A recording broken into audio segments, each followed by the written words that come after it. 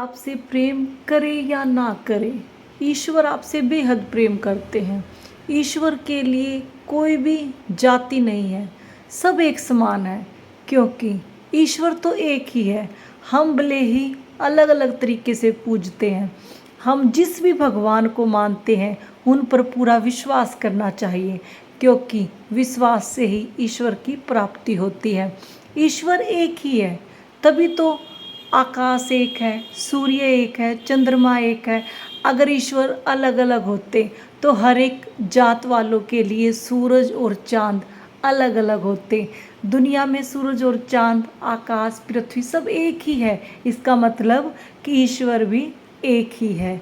हरे कृष्णा दोस्तों, राधे राधे। आपका मेरे YouTube चैनल पर स्वागत है।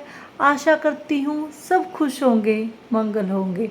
दोस्तों, जालंधर की रहने वाली कशिश सोनी हमें बताती है कि कशिश सोनी एक सिख परिवार से है। कशिश सोनी के घर पर किसी मूर्ति की पूजा नहीं होती थी, सिख परिवार से है। और जब कशिश सोनी की शादी होती है तो कशिश सोनी की सास बाके बिहारी पर पूर्ण विश्वास रखती थी और बाके बिहारी जी से अनन्य प्रेम करती है और एक लड्डू गोपाल की सेवा भी करती है। कशिश सोनी बताती है, मुझे इन सब बातों में कोई विश्वास नहीं था, क्योंकि मेरा जहाँ लालन पालन हुआ वहाँ किसी मूर्ति की पूजा नहीं की जाती थी। कशिश सोनी बताती है कि एक दिन मेरी सास की तबीयत खराब हो जाती है और मेरी सास कहती है कि बेटा, आज मेरी तबीयत बहुत ख़राब है, तो आज लड्डू गोपाल को स्नान और भोग और वस्त्र पहनाना तू ही करना, तू ही ध्यान रखना। तो अब कशिश सोनी कहती है, ठीक है माँ, मैं लड्डू गोपाल को स्नान भी करा दूंगी और पोशाक भी धारण करा दूंगी।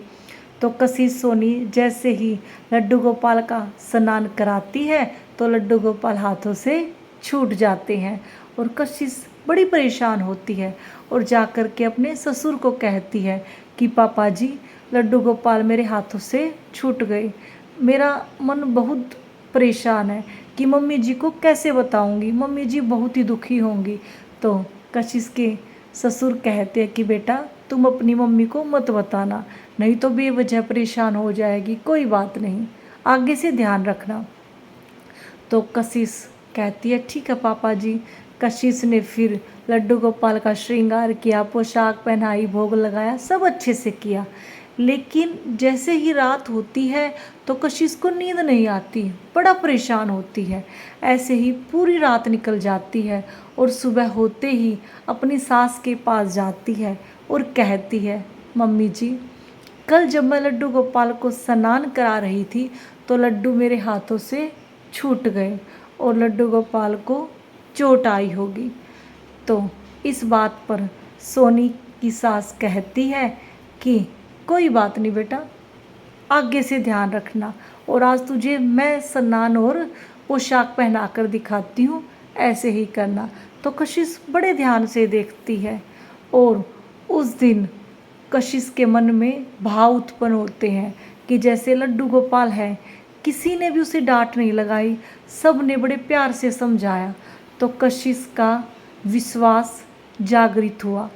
एक दिन कशिश दोपहर में खाना खा रही थी तो कशिश को भाव आया कि हम तो 3 समय खाना खाते हैं और सासू माँ तो 2 समय भोग लगाती है, मैं लड्डू गोपाल को दोपहर में भी भोजन करा देती हूँ।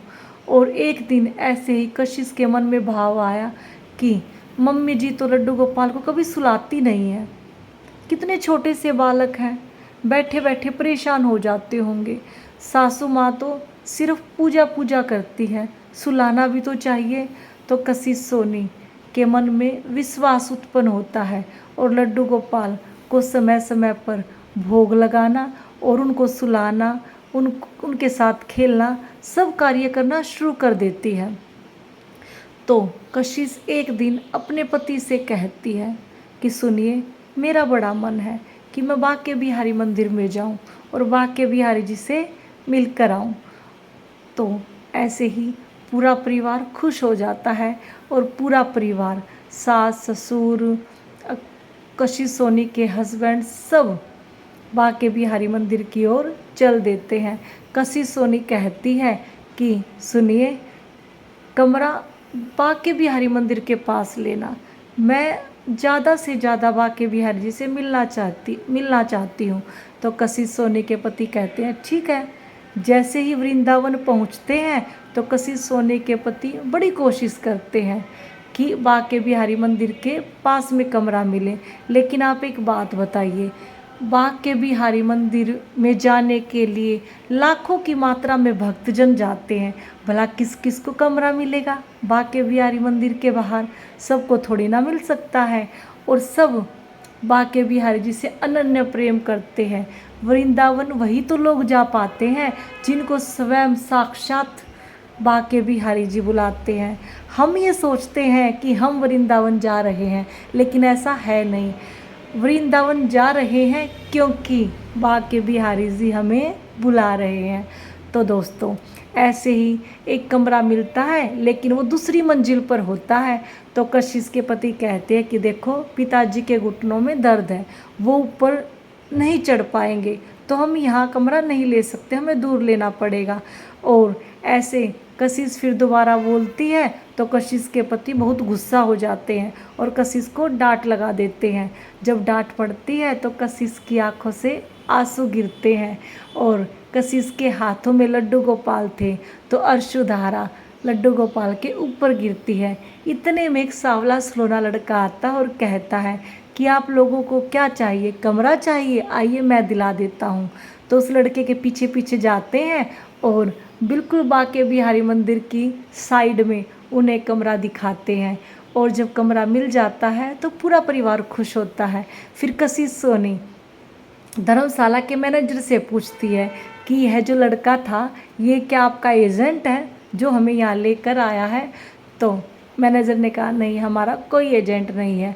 और जैसे ही बाहर की तरफ देखती है तो लड़का वहाँ नहीं था। तो दोस्तों, अब कशिश सोनी समझ जाती है कि ये लड़का कोई और नहीं, स्वयं साक्षात बांके बिहारी थे जो हमारी मदद करने के लिए आए थे। दोस्तों, जब भी ठाकुर जी हमें वृंदावन बुलाते हैं तो हमारा खास ख्याल रखते हैं। हमें ऐसा लगता है कि हम वृंदावन जा रहे हैं, लेकिन ऐसा है नहीं। हम वृंदावन तब जा पाते हैं जब बांके बिहारी हमें बुलाते हैं। और दोस्तों, हमारा विश्वास ही सबसे ज़्यादा ज़रूरी है। अगर हमारा विश्वास मजबूत है तो पल पल चमत्कार होते रहते हैं। कशिश सोनी बताती है कि बहुत बार ऐसा हुआ है कि मेरे को बांके बिहारी की लीला देखने को मिलती है और मुझे एहसास होता है कि बांके बिहारी हमारे साथ हैं, हमेशा हमारे साथ हैं। क्योंकि कशिश सोनी बांके बिहारी जी से, लड्डू गोपाल जी से अनन्य प्रेम करती है। आज के लिए बस इतना ही, मिलते हैं अगली वीडियो में। तब तक के लिए श्री कुंज बिहारी श्री हरिदास, राधे राधे।